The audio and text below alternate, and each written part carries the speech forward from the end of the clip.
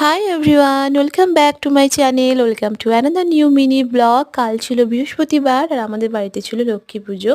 সকালে একটু সময় পেয়েছিলাম, তাই আমার এই সুন্দর সুন্দর ছোট্ট ছোট্ট গাছগুলোকে একটুখানি পরিচর্যা করছিলাম। আর আমাদের বাড়িতে ছিল লক্ষ্মী পুজো। তো দাঁড়াও, তোমাদের সঙ্গে শেয়ার করছি কিভাবে কি লক্ষ্মী পাতা হয়। হয়তো অনেকের বাড়িতেই হয়ে থাকে এরকম লক্ষ্মীর সাজ, ধান দিয়ে লক্ষ্মী পাতা। এটা হচ্ছে পৌষ মাসের লক্ষ্মী পুজো। আর একবার পয়লা মাঘ হবে আমাদের বাড়িতে লক্ষ্মী পুজো, সেটা বাইরে হবে, মানে বাল লক্ষ্মী পুজো বলা হয়।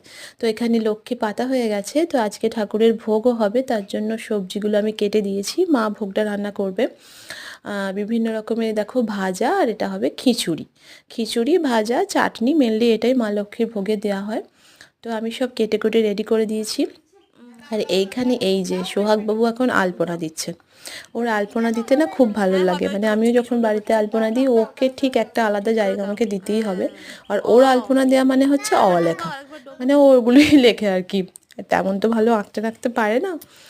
তো যাই হোক, এখানে মা লক্ষ্মীর ভোগ রেডি হয়ে গেছে। মা এখন পাথরের রেকাবিতে করে ঠাকুর ঘরে নিয়ে যাচ্ছে। তারপর সেজো কাকা ওই যে বসে আছে চেয়ারে, রোদ পাচ্ছে বসে বসে, দেখলে যাকে, সেজো কাকাই বাড়ির পুজোটা করবে। আর এই যে এখানে সুয়কবাবু ঠাম্মির কোলে বসে বসে আদর খাচ্ছে আর দাদুর পুজো করা দেখছে। তো এইভাবেই আমাদের আজকের লক্ষ্মী পুজো সম্পন্ন হলো। তোমাদের বাড়িতেও যদি লক্ষ্মী পুজো হয়ে থাকে, অনেকের বাড়িতেই হয় আমি জানি, তো শেয়ার করো আমার সাথে। আর আজকের ভিডিওটা এখানেই শেষ করছি। সবাই ভালো থেকো, টাটা।